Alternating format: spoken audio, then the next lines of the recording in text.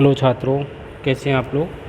छात्रों, आज हम अध्ययन करेंगे इस लेक्चर के माध्यम से हिंदी शिक्षण पेडागोजी ऑफ हिंदी। इसके अंतर्गत पाठ से आगामी क्रियाओं के बारे में अध्ययन करेंगे। हिंदी भाषा शिक्षण में पाठ से आगामी क्रियाएँ, उनका अर्थ मतलब क्या होती हैं पाठ से आगामी क्रियाएँ, और इनका क्या महत्व है शिक्षण में, क्या क्यों इनकी आवश्यकता होती है, कितने प्रकार की होती है, इसके बारे में विस्तारपूर्वक अध्ययन करेंगे। चलिए अध्ययन करते हैं। सबसे पहले बात आती है कि पाठ से आगामी क्रियाएँ होती क्या हैं। यानी जो को करिकुलर एक्टिविटी के बारे में आपने सुना ही होगा, क्योंकि कुछ वर्ड ऐसे होते हैं जो आप इंग्लिश में हमेशा यूज़ करते हैं, हिंदी का पता नहीं होता। हालांकि हिंदी टीचर के लिए हिंदी को नहीं भूलना चाहिए। ठीक है छात्रों, जो हम बात कर रहे थे पाठ से आगामी क्रियाएं क्या होती हैं, तो ये अगर देखा जाए तो पुस्तकों की सहायता से या विभिन्न सब्जेक्ट के सहायता से सब स्टूडेंट्स को ज्ञान देना, विद्यार्थियों को ज्ञान देना ही मात्र विद्यालय का, संस्थान का या किसी संस्था का उद्देश्य नहीं होता, बल्कि जो विद्यालय शिक्षा होती है उसका प्रमुख एक कार्य और भी होता है कि छात्रों के एक उद्देश्य होता है कि छात्रों का जो व्यक्तित्व है, उनकी पर्सनालिटी है, उसका सर्वांगीण विकास करना। ठीक है, सर्वांगीण विकास में तो आप जानती हैं सभी प्रकार का विकास करना, शारीरिक विकास, मानसिक विकास, चारित्रिक विकास, नैतिक विकास, सोशल डेवलपमेंट, यानी आपका क्या कहते हैं सामाजिक विकास, ये सभी विकास को विकसित करना, उसका विकास करना विद्यालय का या संस्था का वो मुख्य उद्देश्य होता है। ठीक है, खाली किताबी ज्ञान देना ही सब कुछ नहीं होता। तो ये विकास करने के लिए विभिन्न प्रकार की क्रियाएं कराई जाती हैं। उन क्रियाओं को ही पाठ से आगामी क्रियाएं कहा जाता है। ठीक है, अगर हम हिंदी की बात करें तो हिंदी से संबंधित जो पाठ से आगामी जो क्रियाएं होती हैं वो क्रियाएं हिंदी शिक्षण की पाठ से आगामी क्रियाएं कहलाती हैं। ये जो विकास है वो प्रत्यक्ष या अप्रत्यक्ष दोनों ही साधनों से किया जाता है। एक डायरेक्ट भी किया जा सकता है और इनडायरेक्टली भी किया जा सकता है। डायरेक्ट जैसे खेल कूद के द्वारा फिजिकली, वहाँ फिजिकली डेवलपमेंट होता है, मेंटली भी डेवलपमेंट होता है। ठीक है, तो अगर खेल कूद कराया जा रहा है तो उससे डायरेक्ट डेवलपमेंट हो रहा है। वहीं डिबेट की अगर हम बात करें, वाद विवाद, काव्य, संगीत, सही है, संगीत की अगर हम बात करें तो इससे भी बच्चे का विकास होता है। पत्र पठन का मतलब से रहोगे, पत्र को पढ़ना, भ्रमण छात्र, ठीक है, संघ आदि अप्रत्यक्ष साधनों के द्वारा छात्रों को भावी जीवन के लिए, फ्यूचर के लिए आने वाली जो क्रियाओं का प्रशिक्षण दिया जाता है। और पहले ये क्रियाएं पाठ्यक्रम से अलग माने जाने के कारण पाठांतर क्रिया कहलाती थी। यानी पहले पूर्व में ये पाठ्यक्रम से यानी करिकुलम से अलग मानते थे इनको, इसी वजह से इनको पाठांतर यानी पाठ से अलग वाली क्रियाएं कहते थे। लेकिन अब नहीं, और विद्यालय जीवन में इन पर प्रमुख अधिक बल नहीं दिया जाता था, किंतु समय, ज्ञान, तकनीकी और विज्ञान के विकास के साथ साथ शिक्षार्थियों ने इनके महत्व को समझा तथा इन क्रियाओं को पाठ्यक्रम का ही एक अनिवार्य अंग माना गया। आजकल तो आप देखते हो, अगर आप वैसे क्या है, बहुत कम स्टूडेंट्स या टीचर भी बहुत कम ऐसे होते हैं जिनको जिस क्लास में पढ़ा रहे हैं उसका जो कोर्स फ्रेमवर्क है, करिकुलम है, पूरा ऑर्डिनेंस है, उसको नहीं पढ़ते। बस गए कहीं किसी एज ए टीचर आपने ज्वाइन किया कहीं, और जाने के बाद 9th class, 10th class, higher education, BEd या एमएड में कोई पढ़ा रहा है, बीएड क्लास का टीचर भी बीएड को पढ़ा रहा है, तो उसने ऑर्डिनेंस पढ़ा ही नहीं है। बहुत मैक्सिमम ऐसे टीचर हैं जो ऑर्डिनेंस नहीं पढ़ते, कि पूरा करिकुलम जो तैयार किया गया है बीएड का या फिर हाई स्कूल का, तो उसमें क्या क्या दिया हुआ है, सिर्फ किताब उठाई पढ़ाया चले आए, किताब उठाई पढ़ाया चले आए, बस सिलेबस देखा कि सब यही है सिलेबस है। नहीं, करिकुलम पूरा पढ़ना चाहिए। तो उसमें अब जो आधुनिक करिकुलम जो तैयार किया जा रहा है उसमें जो है वो करिकुलर एक्टिविटी है उनकी चर्चा वहीं पे की जा रही है कि ये इस तरीके से इनका जो वर्णन किया गया है उसको कराया जाए, कंपलसरी है। ठीक है, तो पाठ से आगामी क्रिया क्या होती है, जो पाठ्यक्रम के साथ ही उनको माना जाता है, और उनसे जो है डायरेक्टली इनडायरेक्टली यानी किताबी ज्ञान के अलावा जो क्रियाएं कराई जाती हैं बहुत सारी, वो पाठ से आगामी क्रियाएं कहलाती हैं, और इनके द्वारा बच्चों का सर्वांगीण विकास किया जा सकता है, चाहे वो डायरेक्ट हो या इनडायरेक्ट हो, सही है, प्रत्यक्ष या अप्रत्यक्ष रूप से। नेक्स्ट हम बात करते हैं इन क्रियाओं का क्या महत्व है, आवश्यकता क्यों है इनकी। ये सभी जानते होंगे। पाठ्यक्रम सहगामी क्रियाएं हैं वो बालकों के व्यक्तित्व को, पर्सनालिटी को पूर्णता प्रदान करने में सहायक होती हैं और वास्तव में इनकी जो सहायता है उससे प्राप्त किया ज्ञान अधिक महत्वपूर्ण, प्रभावशाली तथा स्थायी होता है। यदि इनके प्रभाव या लाभों का विश्लेषण किया जाए तो निम्नलिखित बहुत सारे तथ्य ऐसे निकल के आते हैं जिनके आधार पर इनका वर्णन कर सकते हैं। तो ये तथ्य हैं, कुछ पॉइंट्स हैं, इनके आधार पर बात करते हैं इनका क्यों महत्व है। तो जैसे पहला पॉइंट आप चाहे नोट कर सकते हैं। पहला पॉइंट है मनोरंजन का प्रमुख साधन। मनोरंजन का प्रमुख साधन, तो विद्यालय जीवन में छात्रों को मनोरंजन प्रदान करने का कार्य जो है ये क्रियाएं प्रमुख रूप से करती हैं। हम जैसे कुछ समय ऐसा एक पीरियड इंटर कॉलेज में बात कर रहे हैं हम, तो एक पीरियड डेली होना चाहिए एक्टिविटी का, ठीक है। ऐसे हर एजुकेशन में बात करें तो कोई सैटरडे या इस तरीके से मतलब फिक्स होना चाहिए कि वो एक्टिविटी हो, उसमें कहीं ना कहीं बच्चों का मनोरंजन भी होता है। तो मनोरंजन के साथ साथ जब बच्चे मानसिक रूप से स्वस्थ होता है, खुश होता है, तो वो नया ज्ञान अर्जित करने में भी आसानी होती है उसको, ठीक है। नेक्स्ट है वही है कि मनोरंजन का एक प्रमुख साधन माना गया है इनको, इसलिए इसका विशेष महत्व है शिक्षा पाठ्यक्रम में। नेक्स्ट है सामाजिक भावना का विकास। कहीं ना कहीं जब हम गेम वगैरह कराते हैं, कोई प्रोग्राम ऑर्गेनाइज करते हैं, तो उससे क्या है, कहीं ना कहीं कैसे गुणों का विकास होता है, सामाजिक भावना का विकास होता है, सामाजिक गुणों का विकास होता है, ठीक है। तो सामाजिक विकास होता है और इन क्रियाओं द्वारा जो सामाजिक विकास होता है वे एक दूसरे से मिलकर, आप देखते हो ना कार्य कराते हैं, कोई प्रोग्राम ऑर्गेनाइज किया उसमें बच्चे आपस में मिलजुल कर कार्य करते हैं, तो वही तो समाज है। सामाजिक भावना आती है उनके अंदर, एक दूसरे से के साथ मिलकर कार्य करना, उसमें सहनशीलता, उदारता, सहयोग तथा एकता की भावना भी विकसित होती है। इस प्रकार जो है इन क्रियाओं द्वारा छात्रों को एक अच्छा नागरिक बनने का प्रशिक्षण भी मिलता है, उनको ट्रेनिंग मिलती है, ठीक है। नेक्स्ट पॉइंट है मानसिक विकास। तो मानसिक विकास की अगर हम बात करें तो इन क्रियाओं के द्वारा भी मानसिक विकास किया जा सकता है। जैसे आप बात करते हैं, डिबेट कराते हैं, वाद विवाद कराते हैं, क्वेश्चनार कराते हैं, प्रश्नावली, सही है, कंपटीशन कराते हैं, प्रतियोगिता कराते हैं, निबंध लेखन कराते हैं, कहानी, अनेक प्रकार की जो प्रतियोगिताएं हैं इनका अगर आयोजन किया जाए और आयोजन किया जाता है तो उनके आयोजन होने से क्या है, छात्रों की जो विचार एवं तर्क शक्ति का विकास होता है, सोचने समझने की शक्ति का विकास होता है, ठीक है।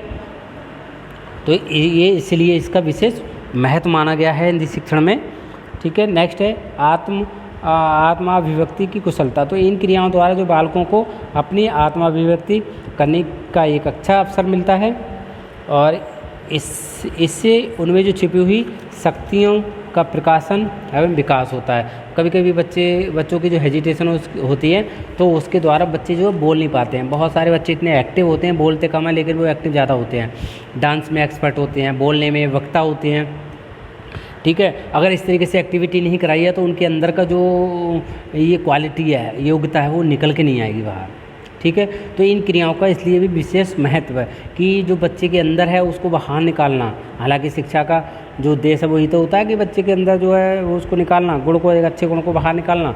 तो एक्टिविटी के द्वारा बच्चे फ्रैंक होते हैं, कहीं ना कहीं उनकी हेजिटेशन दूर होती है और उनकी जो कुशलता है, उनके अंदर जो स्किल है वो और डेवलप होता है, उनका विकास होता है, वहाँ निकल के आता है, ठीक है।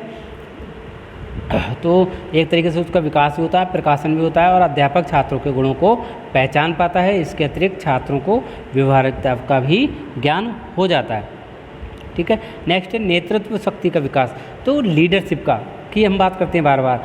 छात्रों द्वारा अगर इन क्रियाओं का आयोजन किए जाने के कारण उनमें अगर कोई प्रोग्राम ऑर्गेनाइज किया, एक टीचर है बाकी 50 बच्चों को लेके वहाँ पे एक्टिविटी करा रहा है, तो कहीं ना कहीं उसने कमेटी गठित कर दी, सही है, छोटी छोटी कमेटी बना दी है, बच्चों को इकट्ठा कर दिया और उनका ये कोऑर्डिनेटर बना दिया, तो कहीं ना कहीं उसमें लीडरशिप की भावना का विकास होता है, उस शक्ति का विकास होता है, ठीक है। उसमें उत्साह, लगन, विश्वास, इन गुणों का विकास होता है।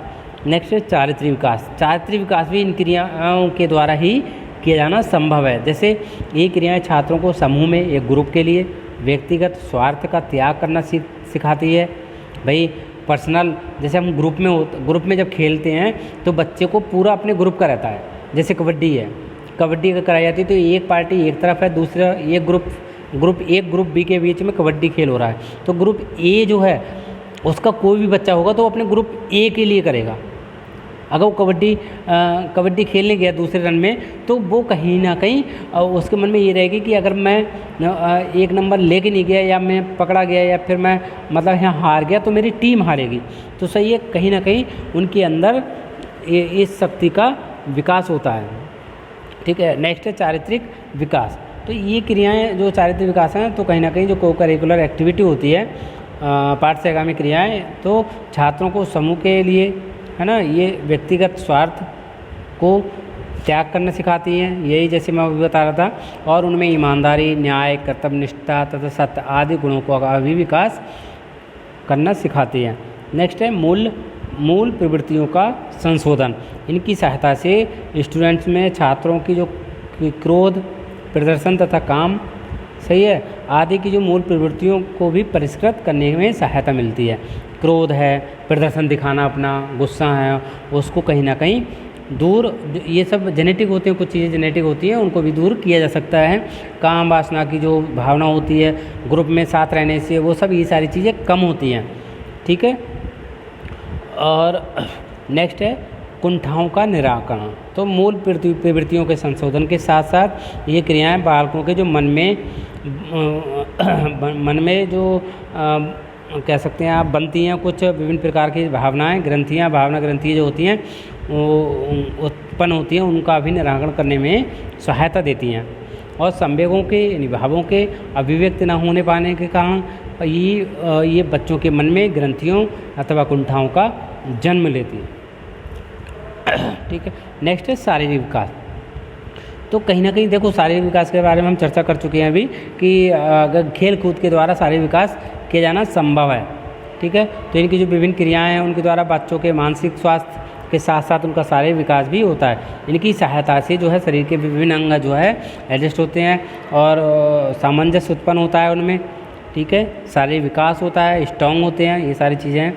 नेक्स्ट है विद्यालय के प्रति रुचि का विकास। अगर तरह तरह की जब क्रियाएं होती हैं, तो बच्चे का एक दिन भी छुट्टी नहीं करेगा जल्दी वो। अगर आप डेली लेक्चर दोगे, डेली पढ़ाओगे, किताब से लिखवा दिया, ये सब कर दिया, तो बच्चा आने का मन नहीं करेगा, अरे क्या है, उसमें कुछ होता ही नहीं है, स्कूल में टीचर कुछ कराते ही नहीं है। सही है, तो इन क्रियाओं का भी होना अति आवश्यक है। तो कहीं ना कहीं जो विद्यालय के प्रति रुचि उत्पन्न होती है बच्चे के अंदर। ठीक है, तो इन क्रियाओं के आयोजन अगर उनका ऑर्गेनाइज अगर उनको किया जा रहा है एक रूटीन में, तो उससे छात्रों के मन में जो है घर पर रहने या बैठकर होने की जो बात उनके मन में आ जाती है, उसको वो त्याग देता है और कहीं ना कहीं उसकी रुचि उत्पन्न होने लगती है विद्यालय के प्रति। ठीक है, उस रुचि का विकास होने लगता है। ठीक है, ये है इनका इसका महत्व। ठीक है, अगर हम बात करें प्रकार की इसकी, तो भाषा ज्ञान में सहायक, पाठ्य सहायक, सहगामी क्रियाएं तथा उनकी उपयोगिता के अगर हम के बारे में बात करें, आप चाहे हेडिंग लिख सकते हैं, पाठ्य सहगामी क्रियाएं, क्योंकि प्रकार एवं उनकी उपयोगिता। तो ये बहुत प्रकार की होती हैं, अनेक प्रकार की होती हैं। ये था सामाजिक तथा शारीरिक विकास में योग देने वाली क्रियाएं, सांस्कृतिक विकास में योग देने वाली क्रियाएं, है ना, विद्यालय के उत्सव मनोरंजन प्रदान करने वाली क्रियाएं, प्रशिक्षणात्मक क्रियाएं, साहित्य विकास करने वाली क्रियाएं, अप्रत्यक्ष रूप से तो उक्त सभी प्रकार की क्रियाएं बालकों के जो भाषा ज्ञान में सहायक होती हैं। और क्योंकि भाषा का जो प्रयोग तभी होता है कि साहित्यिक रुचि का विकास करने वाली क्रियाओं का भाषा शिक्षण में अधिक महत्व होता है। ये क्रियाओं की अगर हम बात करें, तो जैसे पहली है, कई प्रकार के होते हैं, नाटक एवं, पहला पॉइंट लिख लीजिए आप, नाटक एवं कीर्तन आदि का आयोजन। तो नाटक कीर्तन का आयोजन जो किया जाता है, ये भी एक क्रिया है, अलग प्रकार की क्रिया है। इस प्रकार की जो क्रियाओं का आयोजन विद्यालय में किसी भी स्तर पर, किसी भी अवसर पर भी किया जा सकता है। विशेष रूप से नाटक माध्यमिक एवं उच्च स्तर पर सफल रहते हैं। प्राथमिक स्तर पर भी छात्रों को इनमें बहुत रुचि होती है। आप देखते हो, आप तो छोटे छोटे बच्चे भी बहुत स्किट वगैरह करते हैं, नाटक करते हैं। ठीक है, इसकी उपयोगिता की अगर हम बात करें इस क्रिया की, तो इसकी उपयोगिता है जैसे पॉइंट टू पॉइंट, छात्रों की जो अनुकरण करने की शक्ति, आत्माभिव्यक्ति तथा प्रदर्शन की भावना को तुष्टि मिलती है, उसका विकास होता है। ठीक है, अनुकरण देखकर सीखने की शक्ति का विकास होता है, छात्रों को आनंद प्राप्त होता है, इसलिए इन क्रियाओं का होना आवश्यक है। छात्र शब्दों का शुद्ध उच्चारण करना सीखते हैं। ठीक है, उन्हें विभिन्न परिस्थितियों में बोली जाने वाली प्रभावपूर्ण भाषा का भी ज्ञान होता है और छात्रों में सांस्कृतिक ज्ञान प्राप्त करते हुए अनेक नाटकों की भी पढ़ने की इच्छा होती है। सही, एक नाटक किया उनने तो दूसरे नाटक देखने की भी या पढ़ने की इच्छा होगी, ये सही है। नेक्स्ट दूसरा पॉइंट है साहित्य प्रदर्शनी। पहला हो गया नाटक, कीर्तन आदि का आयोजन करना, दूसरा साहित्य प्रदर्शनी। तो इसमें क्या है, विशेष अवसरों पर जो छात्रों द्वारा साहित्य जो प्रदर्शनी का प्रबंध किया जाता है, इसके अंतर्गत विभिन्न आयु, रुचि और वर्ग के छात्रों के लिए उपयोगी जो प्रकाशित पुस्तकें होती हैं उनका प्रदर्शन किया जाता है। ठीक है, साहित्य प्रदर्शनी जो लगती है, जैसे प्रदर्शनी वगैरह लगती है, किसान मेला लगता है, आपका किसान मेला लगता है, किसान प्रदर्शनी लगती है, तो किसान से संबंधित दवाइयाँ वो सब बीज वगैरह रहते हैं।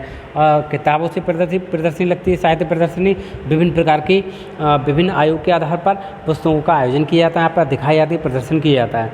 तो यहाँ पर कहीं ना कहीं इनके द्वारा स्वयं विद्यालयों के छात्रों के द्वारा रची गई रचनाओं का प्रदर्शन भी इसमें किया जा सकता है। हालांकि दिल्ली में अगर हम बात करें तो दिल्ली में हर साल मेला लगता है, इसका पुस्तक मेला जिसे बोलते हैं, प्रदर्शनी इसी का दूसरा रूप है। तो उसमें ऑल ओवर इंडिया इंटरनेशनल हर प्रकार के प्रत्येक राइटर की लगभग बुक्स मिलेंगी। वहाँ पर लोग जाते हैं, जिनको नॉलेज है, जिनको पता है, जिनको इंटरेस्ट किताब पढ़ने में, तो वहाँ उस मेले में जाते हैं। तो यही है, तो इस प्रदर्शनी में तो इस तरीके से एक छोटे एग्जाम्पल तौर पर विभिन्न प्रकार की प्रदर्शनी का, साहित्य प्रदर्शनी का भी आयोजन किया जा सकता है। इससे क्या उपयोगिता है, इसकी क्या बेनिफिट्स हैं इसके? इससे छात्रों की जो कलात्मक वृत्ति का भी विकास होता है। ठीक है, किस तरीके से ऑर्गेनाइज किया जाए, प्रदर्शनी कैसे लगाई जाती है, वो सब। और साहित्य के विभिन्न अंगों तथा कवियों व लेखों का आदि का परिचय भी प्राप्त होता है। सही, किताबें भी बहुत सी देखने को मिलती हैं, साहित्य देखने को मिलते हैं, छात्रों को साहित्य के अध्ययन की प्रेरणा मिलती है। देखो हम बार बार साहित्य की क्यों बात कर रहे हैं यहाँ पर, क्योंकि हम इसलिए बात कर रहे हैं कि ये हिंदी शिक्षण के अंतर्गत पाठ्यक्रम क्रियाओं के बारे में हम चर्चा कर रहे हैं। ठीक है, और स्वयं लिखने का उत्साह भी जागृत होता है। नेक्स्ट है साहित्यिक प्रतियोगिता। देखो साहित्य प्रदर्शनी और साहित्यिक प्रतियोगिता में अंतर है। ठीक है, तो जो साहित्य प्रदर्शनी है उसमें सिर्फ किताबें, साहित्यिक रंग बिरंगे चित्रों वाली पुस्तकें और इस प्रकार की बहुत सारी पुस्तकों का आयोजन किया जाता है, रखी जाती है सिस्टमेटिक तरीके से लगा करके। लेकिन जो साहित्यिक प्रतियोगिता है उसमें क्या है, इसमें जो है संपूर्ण विद्यालय अथवा कक्षा में अध्यापक निम्नलिखित प्रतियोगिताओं का आयोजन करता है। जैसे अंत्याक्षरी अगर करें तो प्राथमिक से उच्चतर माध्यमिक स्तर तक भी इसको का आयोजन किया जा सकता है। हालांकि हायर एजुकेशन में, टीचर एजुकेशन में, मनोरंजन के साधन में कभी घर पे बैठे हैं तो अंताक्षरी करते हैं, लोग एंजॉय करते हैं, कहीं टूर पर जा रहे हैं या ट्रैवल कर रहे हैं तब इसका प्रयोग करते हैं। तो ठीक है, कहीं ना कहीं ये साहित्यिक प्रतियोगिता है। तो अंताक्षरी, कविता वाचन, भाषण, वाद विवाद, निबंध लेखन, ठीक है, कहानी रचना, इनका सबका आयोजन किया जाता है। उपयोगिता की अगर हम बात करें तो इनके करने से छात्रों की जो मानसिक एवं बौद्धिक दृष्टि से वो सचेत होते हैं, सही, बहुत एक्टिव हो जाते हैं। और छात्रों को साहित्य की विभिन्न प्रकार की विधाओं से उनको अवगत होते हैं या परिचय प्राप्त होता है उनको। और छात्रों की जो सृजनात्मक शक्ति है और सौंदर्य अनुभूति है उसकी भावना का भी विकास उनके अंदर होता है। छात्रों में साहित्य के मर्म स्पर्शी स्थलों को पहचानने की क्षमता भी बढ़ती है। छात्रों की भाषा परिष्कृत एवं परिमार्जित होती है। इस तरीके से चिंतन, मनन, कल्पना तथा विवेचना शक्ति का भी विकास होता है। ऐसी साहित्यिक आयोजन। नेक्स्ट है साहित्यिक आयोजन में क्या है, जैसे कवि सम्मेलन, कवि गोष्ठी, कवि दरबार, साहित्यकारों की जयंतियाँ, साहित्यकारों के भाषण, विशेष साहित्यिक पर्वों का मानना जैसे बसंत उत्सव, हिंदी दिवस इत्यादि बहुत सारे हैं। और इनकी उपयोगिता क्या है, जैसे छात्रों के विचार एवं शब्द भंडार में वृद्धि होती है। छात्र मौखिक भाषा की विभिन्न शैलियों से परिचित होते हैं। साहित्यकारों के संपर्क में आने से छात्रों में साहित्यिक अभिरुचि का भी विकास होता है। ठीक है, नेक्स्ट पॉइंट है शैक्षिक भ्रमण या सरस्वती यात्राएं। शैक्षिक भ्रमण में जो टूर वगैरह होता है, हालांकि अब देखा जाए तो टूर लोग क्या टूर को बस एंजॉय में करते हैं, शैक्षिक तो सिर्फ नाम रह गया। शैक्षिक मतलब शिक्षा लेना, ठीक है। तो छात्रों को प्रकृति के खुले जो वातावरण में घुमाना, प्रसिद्ध संस्थाओं, इमारतों, वस्तुओं, स्थानों आदि को दिखाना आदि बच्चों के मन में जनजीवन और साहित्य के प्रति लगाव उत्पन्न करता है, और इससे जो छात्रों का निरीक्षण एवं कल्पना शक्ति का भी विकास किया जा सकता है, ठीक है। पत्रिका प्रकाशन, बहुत सारे विद्यालय कॉलेज अभी भी ऐसे हैं जो टूर को शैक्षिक भ्रमण जानते हैं सब, लेकिन नहीं करते, बच्चों को नहीं लेके जाते, तो वो बच्चे बोर होते हैं कहीं ना कहीं वहाँ पर। नेक्स्ट है पत्रिका प्रकाशन। पत्रिका प्रकाशन में जैसे मैंने कई बार आपको बताया भी है, देखो मैगज़ीन वगैरह जो होती हैं या रिसर्च पेपर है, आर्टिकल है, बहुत विभिन्न प्रकार के पुस्तकें पत्रिकाएँ छपती हैं, उसमें अपना हस्तलिखित, मुद्रित या विभिन्न प्रकार के रचनात्मक कार्यक्रम को, इससे बहुत ज़्यादा सहायता मिलती है। लोग बच्चों को लिखाना सिखाया जाए, निबंध कैसे लिखाया जाता है, उनको जो है लेखन क्षमता का विकास होता है इससे। तो पत्रिका प्रकाशन में विद्यालय में जो पत्रिका का प्रकाशन मुख्यतः इसी ध्येय को लेकर होता है। इससे जो है छात्रों को लिखने का अवसर और उसके प्रकाशन का आनंद भी मिलता है, वह प्रकाशन की क्रिया से भी थोड़ा बहुत परिचित हो जाता है। जैसे आर्टिकल वगैरह, जैसे मैं बात करूँगा, मुझे बहुत इंटरेस्ट लिखने का रिसर्च में, तो आर्टिकल वगैरह पब्लिश होते हैं, बड़ा खुशी होती है कैसी, ठीक है। तो कई सारे अभी मेरे पब्लिश हुए हैं, उसमें जब निकल के आता है कि मैं बुक्स देखता हूँ अपनी, तो मुझे कहीं ना कहीं खुशी होती है, जो इस तरीके से जो प्रकाशन की जो भावनाओं के प्रति बच्चों के अंदर एक रुचि पैदा होती है, ठीक है। तो ये हो गया आपका इन क्रियाओं के बारे में कंप्लीट हो गए। बाकी तो अगर बात करें बहुत कुछ है, ठीक है। थैंक यू, नहीं सॉरी, धन्यवाद।